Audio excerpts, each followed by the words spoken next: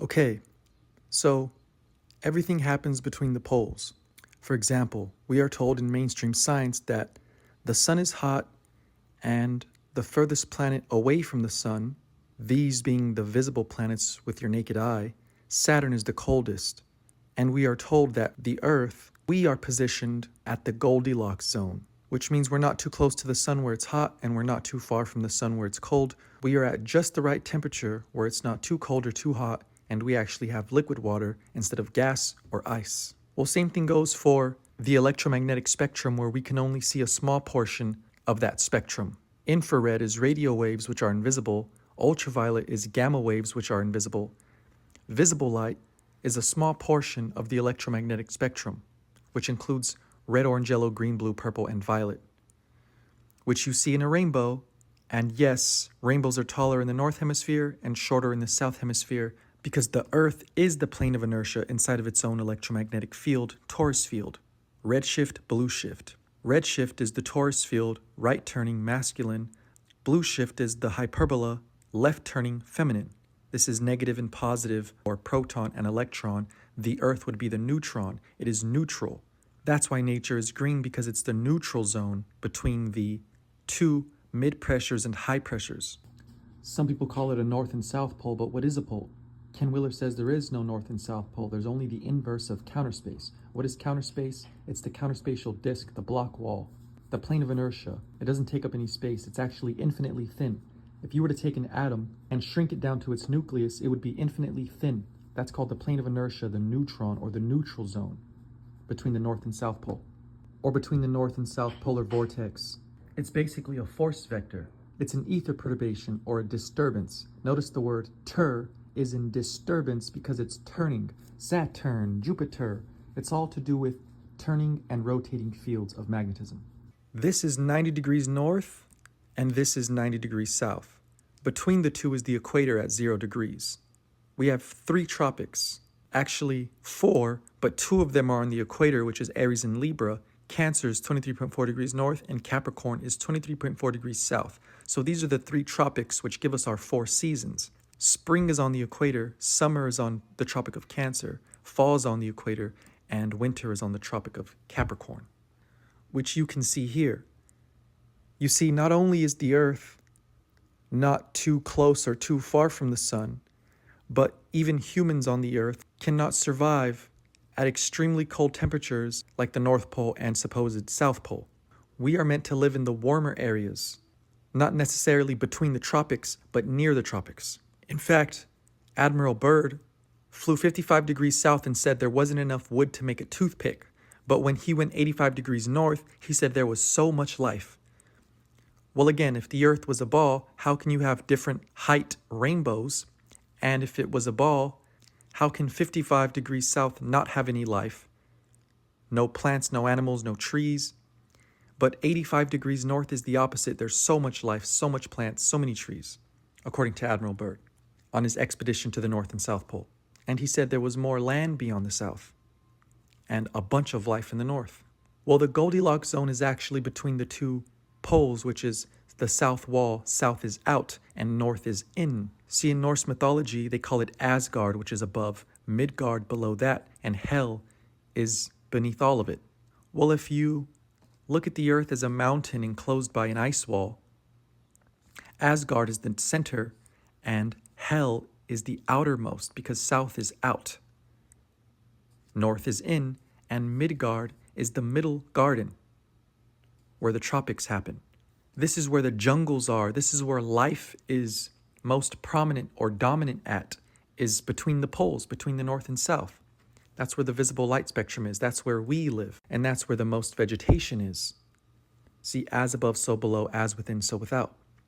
So you can look at it in 2 different ways. Midgard is the middle point between the 2 north poles, north and south, which is in and out.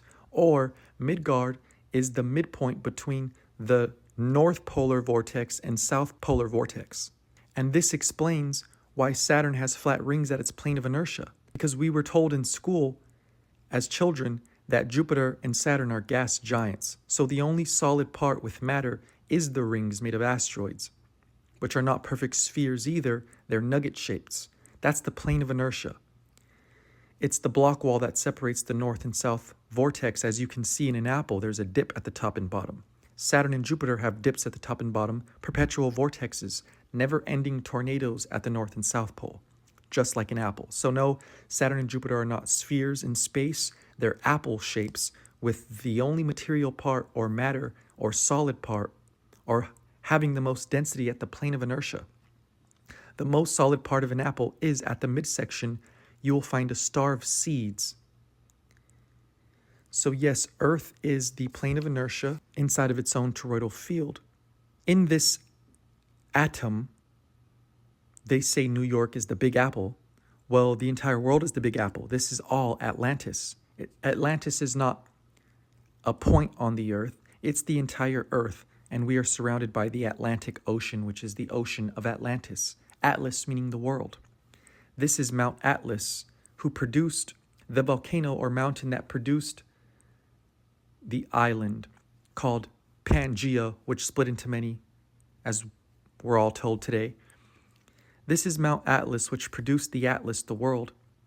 And this is the Atlantic Ocean. Atlas holds up the celestial sphere, which is the dome, because that's where the Earth touches the dome. And he has 7 children. That's the 7 visible planets that you can see with your naked eyes that are rotating above the Earth along with the dome, circling that North Pole. So here I have the red shift above, blue shift below to show you that right turning doesn't just come out. Magnetism means to move. This is force in motion. High pressure seeks low pressure. So an atom is just pressure mediation. Everything is atoms. Everything is pressure mediation. Mid pressure wants to come out of the top back to the center. High pressure wants to come out of the bottom into the top and out of the top back into the bottom. When energy diverges out from the center point, it's not just going straight up. It's actually right turning as it diverges. That's called centrifugal divergence. And the energy doesn't just go straight in, it's left turning as it goes in, and it's called centripetal convergence. So this is left turning as it goes in, and this is right turning as it goes out. So here's the torus field. This is actually a human with his head up here, with his arms here, his legs here, and his head up here. You have a hole above, which is your mouth, and a hole below. Food goes in and comes out the other end. It's called a torus, and it's also your torso. On the top of your torso, you have your throat, which is thoroat, which is tor. And at the bottom of your spine, you have the root chakra. Root also spells rot, which is red in German, and backwards it spells tor, which is tor, the torus field. So you have red shift, blue shift. Root chakra is red, throat chakra is blue. Red shift is Ra, the sun, which expands, and it's right turning as it comes out. Blue shift is Isis, the moon, and it contracts. This is Isis, Ra, and El. Together, Isis and Ra create El, which is the circle. The circle is made when these two come together, and it creates the entirety, the whole. Santos said that the word circle comes from cirkel, which is the circumference of El. Genesis is Isis, which is the moon. The radius is Ra, which is the sun. The circle is the circumference of El. Isis, Ra, and El, Israel. It's a bubble, which is the hyperbola that fits perfectly inside of a donut. See, the hyperbola is this hourglass that fits perfectly inside of the torus. You even see it when an atom bomb goes off. You see the tree or mushroom cloud, which is the hyperbola, or the árbol, which means tree in Spanish. And here is a donut cloud or a torus. This is the sink and bubble, ring and rod, zeros and ones, torus and hyperbola. This is an atom, this is an atom bomb. And that's why you have the symbol for phi, a hyperbola inside of a torus, because that's what atoms are. Your magnetic field doesn't just go out of the top into the bottom. It swirls out of the top and swirls into the bottom. So as it curves, it also curls. So the golden ratio, it spirals into itself. Anything physical is dealing with the phi cycle. Thank you, Santos. When you look at any galaxy, you have what's called a galactic disk. All matter accumulates at the galactic disk as it's being sucked to the center, but there is no such thing as just a black hole. Every black hole is also a white hole because the matter in the universe is being produced at the center of these galaxies. It's called a galactic or astrophysical jet stream. Millions of tons of hydrogen is being produced and emitted from the north and south pole of every galaxy. The matter then comes back to the plane and gets sucked back in and it recycles itself. This is the snake eating its tail. It's also the infinity. Matter is always being produced. A black hole is always destroying and regenerating its own matter. All is atum. Everything is perpetual. Energy cannot be created or destroyed. The reason the torus is visible in the middle of this explosion between the top and bottom of this mushroom cloud, the torus appears. The Greek goddess Ananke means necessitatively, which means there is no other way. This is the only way. Chronos, Father Time, his name means time. Time and necessity. Over time, after you eat something and it goes down your throat, as time goes by, necessitatively, whatever goes in you is going to come out of you. Things don't just disappear into your body. You don't have a black hole at the center of your stomach. Whatever goes in comes out. Whether it's energy-wise or physically, things will come out of you. Whether it's solid or liquid, you are a juicing machine, and anything that comes into you will come out of you. So the golden ratio 1.618, nature uses this number necessitatively because there's no other ratio or proportion system that nature can use to distribute its energy efficiently and properly. It's called perfect proportionality and proper distribution of energy. That's why you don't actually grow upward from the ground.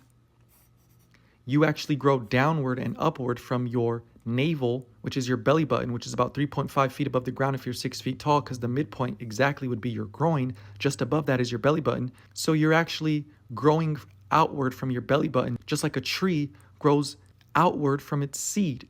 It doesn't just grow upwards. A tree is growing upwards and downwards at the same time.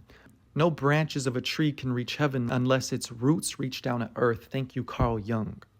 If you guys want to learn more, the Holy Trinity Bundle has all of my ebooks and is available now. And this is syncretism. Just look at the first tarot card. It's the Magician. Look at his belt. That's the Ouroboros snake eating its tail around his waistline. It's the plane of inertia, Saturn's rings, the Milky Way galaxy itself, the ecliptic plane of the solar system. The planets around the sun are like the asteroids that make up the rings of Saturn. You have the solar system, then you have something called the Kuiper Belt. There's a plane of inertia, which is the Kuiper Belt itself, separating the mid-pressure above, mid-pressure below, high pressure above, and high pressure below. There's the sun. You would have the planets going around it, making the ecliptic plane, which is the Kuiper Belt. Then you have the Oort cloud. So everything has a plane of inertia. Everything happens between the poles.